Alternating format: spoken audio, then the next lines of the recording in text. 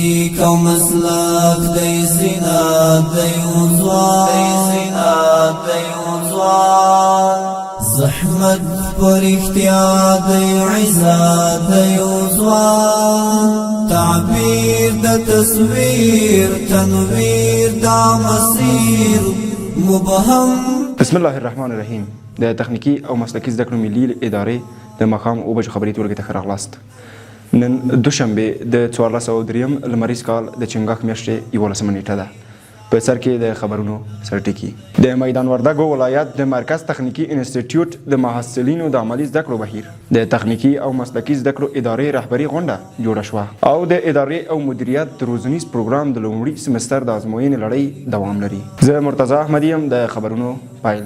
د میدان وردګو ولایت د مرکز تخنیکي او مسلکي انسټیټیوټ د موټر څانګې محصلینو ته ديادې انسټیټیوټ په ورکشاپ کې د موټر جوړولو او ترمیم د څرنګوالي په اړه په عملي بڼه روزنه ورکړل شوه. په همدې حال کې د اړوند څانګې استاد د برمکارۍ، خرادۍ او ارکشۍ په اړه محصلینو ته حلالخیز توضیحات وړاندې کړل.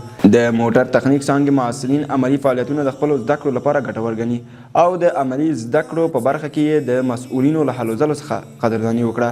د تخنیکي او مسلکي زده کړو په مرکزونو کې ډېری زده کړې عملي وي. له همدې امله د تخنیکي او مسلکي زده کړو د مرکزونو فارغان د فراغت وروسته په مستقیم ډول د کار بازار ته جذبیږي. د تخنیکي او مسلکي زده کړو ادارې رهبري غونډه د یادې ادارې رئیس الحاج مولوي غلام حیدر شهامت په مشرۍ جوړه شوه. د غونډې په پیل کې د رهبري د تېرې غونډې پریکړې وڅېړل شوې او اړوندو څانګو د خپلو کړنو راپورونه وړاندې کړل. د نننۍ غونډې په دوام کې مشرتابه د اجنډا سره سم په هیواد کې د تخنیکي کمپلکسونو جوړولو او د نندارتون د طرح تدوین په اړه په بیلابیلو نور موضوعاتو هم خبرې وکړي او ګډون کوونکو په دې اړه خپل نظریات شریک کړل.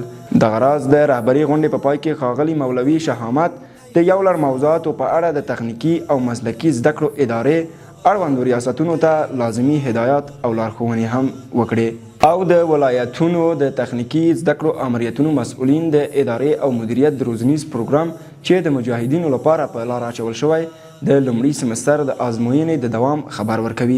د لومړي سمستر د ازموینې له بشپړېدو وروسته نوموړي مجاهدین به په دویم سمستر کې د تخنیکي او مسلکي زده کړو په مرکزونو کې شامل شي ترڅو خپلو زده کړو ته دوام ورکړي.